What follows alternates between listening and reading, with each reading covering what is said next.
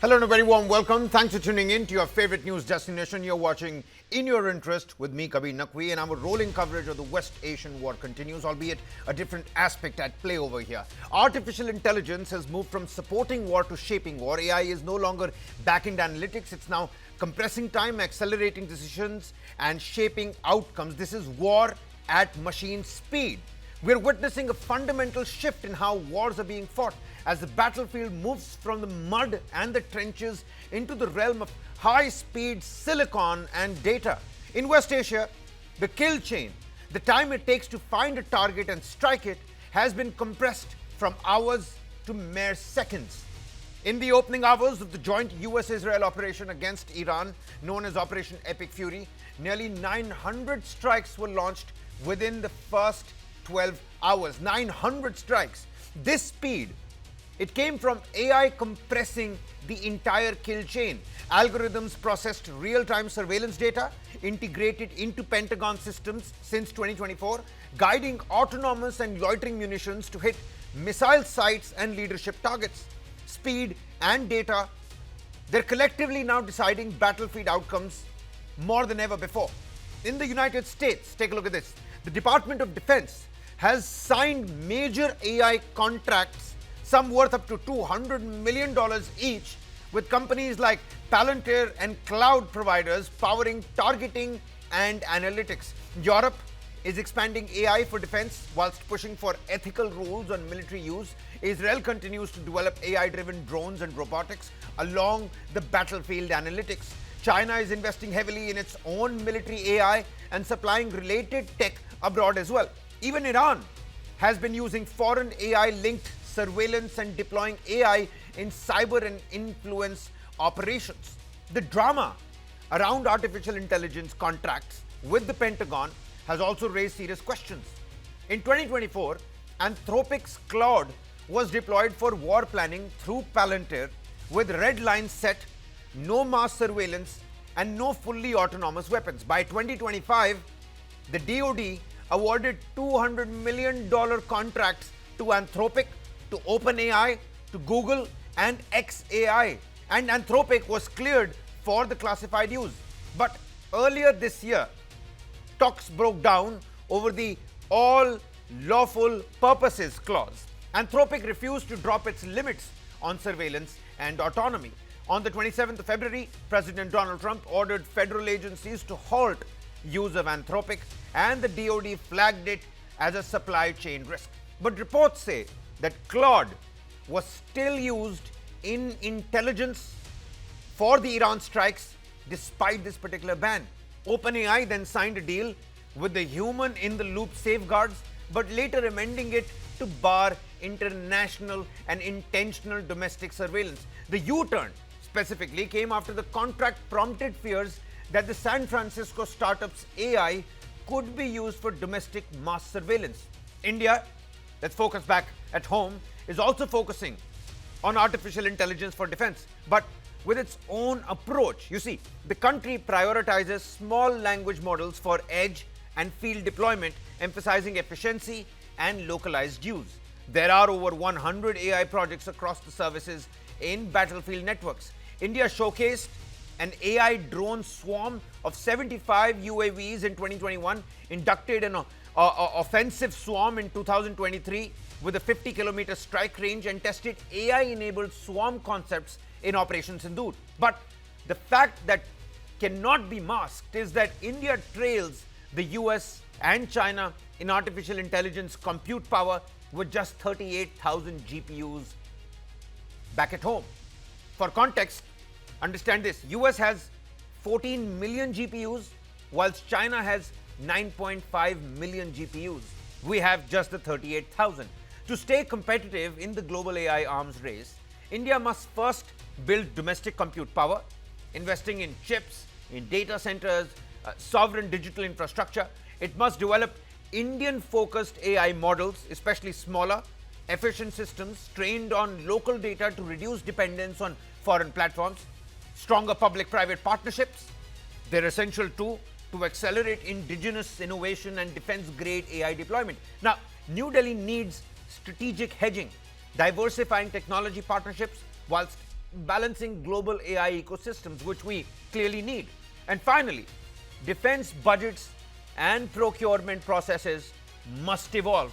The government needs to shift serious resources towards artificial intelligence and enable faster acquisition cycles. The big questions with our esteemed panelists on the show that we're trying to decode. Has AI already shaped the West Asia war, and will it make future wars faster and less predictable? Can India's small language model strategy offset the US and China computing advantage? Should India push for global AI rules or focus on building its own military AI strength first? With us on the broadcast, Captain Akhilesh Saxena, defense and strategic expert, Amit Dubey, AI and cybersecurity expert, and Pathikrit Pai, foreign affairs and geopolitical expert. Many thanks, gentlemen, for taking out the time. You know, Captain, let's get the snowball rolling very quickly. We saw what India can do when it comes to Operation Sindoor, but AI has moved on from that. We're talking about compressing the kill chain particularly. What do we have at our own advantage? AI has moved from supporting war to actually shaping the battlefield outcomes, whether it's Anthropic or Claude or OpenAI. US did use artificial intelligence to strike precision targets and individual leaders this time around in Iran. Are we now fighting wars at machine speed? And if we are so, where does India stand in that race? Yeah, so I think the entire perspective, entire scenario of warfare is changing, right? From being a person-driven war, it is now becoming a technological-driven war. And that's happening the faster than we even can think of, right? The way some of these nations, in fact, if you really see Israel and US, both have used AI to the great extent in terms of identifying the target. And if you really see how they have tracked Khomeini and the top leaders, each and every time they were able to first detect the location and also take the appropriate action when it was required, right? So obviously the West is moving ahead, and what they are doing the private partnership. So both Anthropic and they also had a discussion with the OpenAI founder. They are going to use this integrated as a part of their overall defense technology as well as defense planning and detection technique. So to be very frank, I'll say we are still lagging behind in terms of using the AI. Though some of the top Indian minds are there in the forefront of AI and some of these technological revolution, but in terms of integrating our AI with our defense, we are still in the initial stage. There have been some steps which has been taken, but I must say that we will have to take much more steps, which will also require a dedicated budget, our defense mechanism, which will require the R&D facility, and then work in a very sustained way. Because see, you cannot do the AI-based planning and the integration with your defense in a normal way, how we are doing our normal training and all. It will require a totally different approach, which has to be backed by the finances and the political willpower. I think we have got the technological know-how, but finances and political willingness to go ahead on this path is required. Back to you. Absolutely, Captain. Many thanks for your opening submissions. Pathikrit, what's your viewpoint on this? Is AI sovereignty becoming as strategic as, let's say, nuclear sovereignty once was? And, the nuke ambitions that are being hit by President Donald Trump in Iran, those questions will come about. And we've just learned about supersonic missiles that have been launched by Iran towards the adversaries. Take a look at some of those visuals. Whether this is interballistic, continental missile, or whether this is supersonic missile, Iran has the capacity to reach out to most of the Gulf countries, and we're learning that this is the supersonic missile. So the war is certainly escalating. But let's come back to the use of artificial intelligence by the United States in this attack. The AI sovereignty that I was just mentioning about, computing and algorithms are now geopolitical leverage tools as well, isn't it? And 38,000 GPUs compared to 9.5 million and 14 million. Where do we actually stand? I know we have to do the best with the cards that we've been dealt, but what are these cards, and what are our probable chances? Well, every major nation worth the name which has been involved in conflicts in the recent past, be it the Russia-Ukraine conflict or the one that is happening now, there has been application of AI, and as you rightly mentioned, in case of Operation Sindoor also, it was done. But let's not over hype up this whole issue, because I'll tell you the reason. Number one, the use of network-centric warfare or use of algorithms is not something very new. It has been going on for long period of time. In spite of massive technological and air superiority, America could not sustain itself in Afghanistan, had to come back. After 20 years, there's a joke that America took 20 years, trillions of dollars, thousands of soldiers, and 4 presidents to replace Taliban with Taliban. So let's not presume that it is all AI-driven thing happening, because the last moment information as to where Khomeini was a human intelligence. The whole programming will be done by the AI. Now, if you say AI is doing everything, does it mean that Trump had already calculated the kind of retaliation that was going to happen from Iran? I don't think they had calculated the kind of attack they're doing on the Arab states. I don't think they had calculated the way they are going to hurt the critic. I mean, they had presumed that the attacks will No, only that's a be on credible Israel. point, Pathakrit. But American has AI essentially, I mean, the moot point here being, has AI compressed that kill chain? Has it done that? I mean, 900 strikes in the first 12 hours. What does that tell us about the changing grammar of warfare?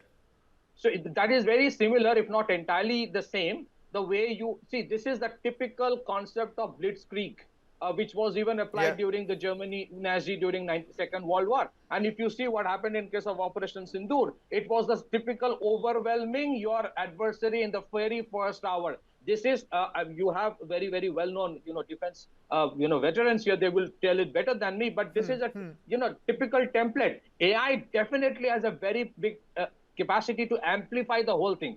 But eventually, there are outcomes which even AI cannot completely count. So I'm not trying to say that AI is not playing a role. It is a very, very critical role. But it has to be it works. It does work the power, work of amplification. But there are other aspects which are equally important, and that's why you see. I'll tell you an example. Many of the times when you see the armed forces of US send their special forces to India for exercises in Bairangate. They actually try to do the same thing which the Indian special forces guy do, which is giving just a kukri or a knife without anything, just a compass, and find yourself out of a treacherous forest. So AI has its own very big relevance, but it is both sides. It creates massive edge for you, and at the same time, it creates over-dependence without which you cannot do anything. Look at the way the rudimentary armies, for example, the ISIS, the kind of things they have done.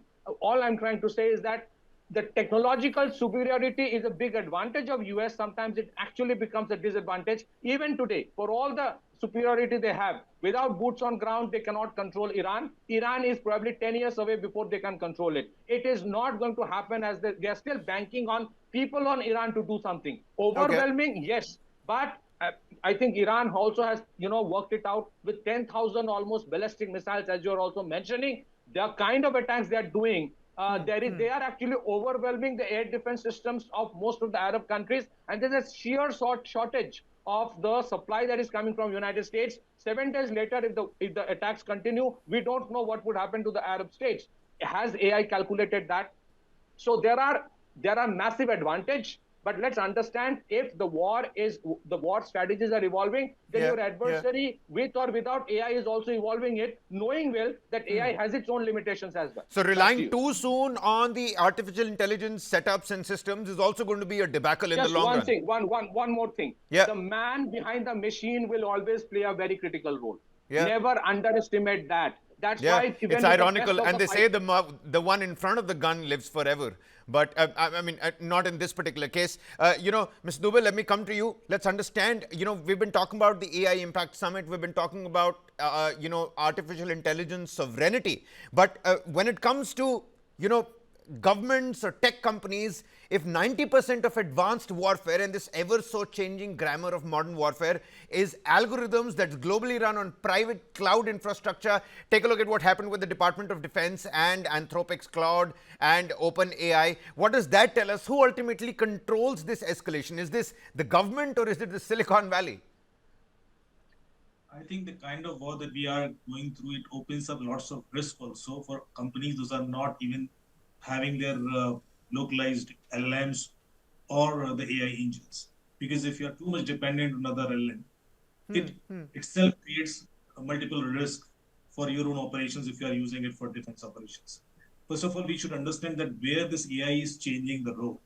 Because the techniques or the strategies are similar. We were analyzing the satellite data, we were analyzing the imageries of drones and identifying targets and setting out the targets through missiles. But here, this entire process has become very fast. Such fast calculation of analyzing large set of satellite images and drone images and then identifying those targets, those are changing depending on the environmental conditions. I think this was not done earlier, and this was taking lots of time when we used to do manually. In fact, I could share you one such incident where an anti-missile system was using the latitude longitude conversion where a human involvement was required because the system itself was imported from some other country, and their format and our format was different, and we were trying to protect it through some because of the sensitivity issues. Every time we were setting the missile to the target, we had to do this manual conversion. Now this was delaying the entire process. Now with AI, lots of these things will be removed. Lots of these hassles those were in. So definitely the man behind machine is important, but now we will require less men behind machine. We can do this. Will require less men, that's for sure. But this friction between Anthropic and Pentagon, it has exposed the ethical tensions at play over here as well. Can AI companies? Can they truly remain neutral in the future? I mean, if so much of AI is being leveraged on cloud computing, can they truly be neutral? And that's a big point when it comes to somebody's national security. That's a big point. That's what I started with, that if you are using their LLM, and especially for such kind of geopolitical situations, you can't rely completely on that, and you need your indigenous solutions. You need your own LLMs, and that's a big challenge that you have to develop much faster than they had developed. Iran is struggling because of these sanctions. They could not import lots of this AI technology. They could not develop these solutions. They could not be ready in time to counter these kind of threats. But then all other countries other than US and Israel, they are in the same situation. They are not that ahead. And that is a big challenge. That's a big gap. And I'm sure that now we can't rely on importing these technologies. This itself has a big risk. We should develop our own. We should start investing on our own indigenous researchers to develop our own solutions so that we can rely on it, because it is much sensitive area. And on top of that, I can give you lots of examples, because I used to say this statement that any innovation or such kind of researches are more funded by negative users than the positive users. So whether it is AI, whether it is quantum, whether it is nuclear power, whether it is electricity, if you see the kind of fund available for the defense purposes or developing tools for defense, I think that is much easily available across the globe. And where we are lacking, we are always importing such kind of technologies from other countries. I think now this is the right time. We should think of investing in these areas, develop our own systems, AI models, especially for defense. That's absolutely right. I think that's something that Captain Saxena spoke about earlier on as well. Captain, let's delve a little deeper on that. It seems like the side that integrates sensors, the side that integrates artificial intelligence, there is of course the human aspect which is important and needed, just like Pathakrit was mentioning. When all of this is integrated, the shooters, the human behind the machine, all of this into one network, that creates the right kind of tempo. And this new tempo at machine speed, it is going to be unpredictable, it is going to lead to more chaos, but you're going to only end up winning if you have the right kind of tempo at your disposal. Is India building that? Is it scaling enough of that at speed? And let's, in a hypothetical setup, in a prolonged conflict, does India have the wherewithal to do all of this on our own indigenously built setups, or are we going to be very platform centric over there as well? You'll have to unmute yourself, Captain. Okay, so sorry. Yeah. Okay, so first of all, I just wanted to kind of bring both these dimensions into play, saying that, okay, this is very important, right? This will play a very important role as we move into the future, because this will fasten our decision making, right? But still that kind of training which armed forces has go through, the kind of weapon technology, how they use it and all, that is going to play a very important role. I'll just cite an example. 2 years back, we had an exercise where the officers from all the top armies from the world, including US, Australia, Britain, France, and India, around 15 top countries, they have a multiple competition where they were going through a different terrain. It was a desert terrain, it was going through the deserts, it was going through the jungles, mountains, and you will be surprised to know it was nearly 1.5 months of kind of, it was like a competition where the marks was given for everything. and they were free to use the technology. So US obviously was coming with the top technology, but finally it was the Indian Armed Forces which came first, right? Which actually showed that technology has got role to a play, but Right. finally it is a man who is using the technology is very important, right? Definitely it's an enabler. In coming on to your question that where are we in terms of India? So first, we cannot be dependent on the technology which we are getting it transferred from outside. We That's can right. use it for a corporate, but in case of war, if we start depending on this, then we are going to be a sitting duck because they will have the full control over this. Yeah. India has got a, in terms of their mindset, most of the Indians are at the forefront of technology. I think it's a ecosystem which need to be developed. It's the finances which need to be enabled, and a separate mechanism has to be started because we cannot just do You're it like absolutely this. right, That, Captain. okay. We do understand, Captain, that we are playing catch up. If everything goes to plan, if everything works in our favor, how soon will we be able to catch up to the global standard? Just help us understand that. So in my view, and I'm Yeah. kind of having some of the discussion with my Fair enough. colleagues, and they are still working on some of these new innovations and into technology. My view say in next to 3 to 4 years, we Okay. will be at par with US and all. Right now, definitely China, US, they are much ahead. These All are the right. two Yeah. countries which are doing a lot of things. We have got finances, we have got the brain, and I think if we work in a Fair structured enough. fashion, that's what we will be definitely at par with them. That's a positive That's note. what So, my according to Captain Saxena, next 3 to 4 years, it's where we're going to be able to catch up with them. Patikrit, what's your opinion on that? And whilst you're answering that, you made a credible submission in your first response. Big tech is now clearly embedded with national security or in national security. Does that redefine the power struggles? Does that and you redefine geopolitics between states, between corporations on a global stage? We're seeing it happen in real time, aren't we? Well, they have always been embedded. Again, I'll say this is not something new. But imagine if with all that superiority that China has on with AI, their HQ-9B air defense system could not defend Maduro, could not defend Khamenei. That is Yeah. something that we must not forget. Secondly, correct me if I'm wrong. I'll ask the captain the same thing. In terms of application of AI or research on many things like that, whatever is in the domain of the defense arena does not come into the public domain so soon. A Yeah. lot of things are there which the civilian application is. When the civilian application starts, then we start talking about it. Maybe the armed forces have used it 5 years, 10 years back. Third, a very important thing we must understand, and I agree on this issue. You talked very rightly, Kabir, about the GPU, much like the production linked incentive that is actually helping India to become a major part of the global semiconductor supply chain. And we have a lot of companies being developed here who will manufacture semiconductors here. We must have a specific PLI scheme for the GPUs, the graphics processing units. We Yeah. must encourage some of the biggest companies in India, possibly the Adanis, the Reliance, the L&Ts, the Godrej, that they must set up GPU centers here. And this is where my grudge with the IT sector of India is that in spite of being a $300 billion behemoth, they have never invested beyond services. They have never invested in developing proprietary technologies in this country.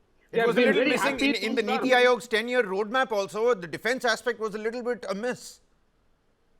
See, I mean, no, Niti Aayog is not part of that. That defense thing will be done by somebody else. Most of it will not even come out in the public domain. That's what I'm talking about.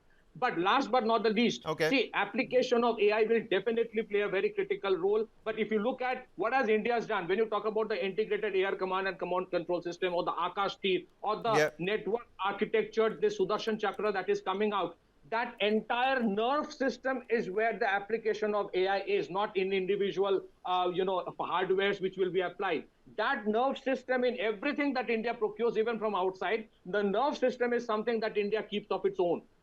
And Yeah. that is where you do keep certain kind of control on it, if not entirely. I do not deny that you need big tech companies of ours to come up to that stage where you can make it. We have made certain advancement. For example, in the entire renewable energy arena or electric vehicle, we had overwhelming dependence on Chinese components. That to a great extent has shifted today. But I still believe this is something must be done. However, not at the cost of training the soldier without any technology, because that's where the human mind can give an edge over the AI as well. Back to All you. right, all right, all right. I'm being told we're going to slip into a commercial breather, but before that, Mr. Dubey, India trailing United States and China when it comes to raw computing technology. Is sovereignty about GPU scalability or about how intelligently systems are designed, how they're deployed? The nervous system that Pathikrit was just talking about. Are we building scalable battlefield artificial intelligence? Very quickly. I'm sure. See, lots of these researches and programs, those are run by Indian Armed Forces, those are not in public domain. And Yeah. these initiatives are already taken. We are already working in the direction. My only suggestion and request is this, that it has to be much faster, because we are at the Okay. verge of getting such kind of threats from neighboring countries, and that is something which will eventually be reaching to our neighboring countries through all these players. So this is a very critical situation. We have seen the uses, we have seen the impact, we have seen the threat. Now the procurement, the process, the implementation, it should become much faster. I'm sure we are already planning this. All right. This is in our roadmap, and Indian Armed Forces are already on it. But then, are we actually at the verge of competing with those kind of challenges at present? That is the question.